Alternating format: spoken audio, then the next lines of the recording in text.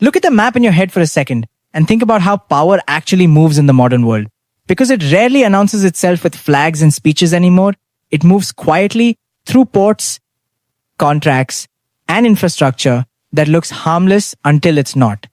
Somewhere along Africa's coastline, inside a tiny nation most people outside the region barely pay attention to, China is doing something that has made Western military planners deeply uncomfortable.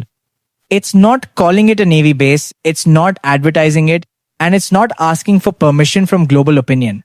But piece by piece, China is building the conditions for permanent military presence far from its own shores. And once you understand why this location matters, you'll realize this isn't about Africa alone. It's about control of global trade, future conflicts, and who gets to shape the rules when power shifts. For years, China's rise was explained as economic, not military.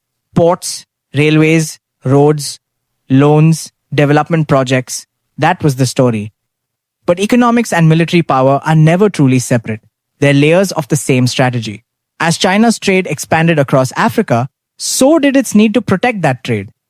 Oil shipments, minerals, rare earths, shipping lanes, undersea cables, all of it flows through choke points that can be blocked, pressured, or controlled in a crisis. Now imagine being a country whose economy depends on exports moving thousands of miles across oceans dominated by other nations' navies. That vulnerability changes how you think. China watched what happened when sanctions, blockades, and military pressure were used elsewhere in the world, and it learned a simple lesson. Economic power without overseas security is fragile. Logistics hubs can supply fuel, repairs, and intelligence. Today, it's a full-fledged military installation sitting near one of the world's most critical shipping routes. That base changed everything. It proved China could operate far from home, support naval missions, and protect its interests abroad. What's happening now looks like the next step, but more subtle, more dispersed, and harder to challenge. Let me pause here and ask you something directly, because this is where attention usually drops. If a major power builds military access infrastructure across multiple small nations instead of one big base, how do you even push back against it without looking aggressive? That's the genius of the strategy. Small country, limited media attention, economic incentives, development promises. For the host nation, the deal looks attractive. Investment flows in, jobs are created, infrastructure improves. But the long-term cost is leverage. When your ports, debt, and security become tied to one foreign power, your ability to say no slowly disappears. And China understands this dynamic extremely well. This isn't about invasion. It's about presence. Being there before a crisis starts, being able to refuel ships, rotate crews, gather intelligence, and signal power without firing a single shot. From a military perspective, this changes the balance in the Indian Ocean and Atlantic adjacent routes. From a political perspective, it gives China influence over regional decisions.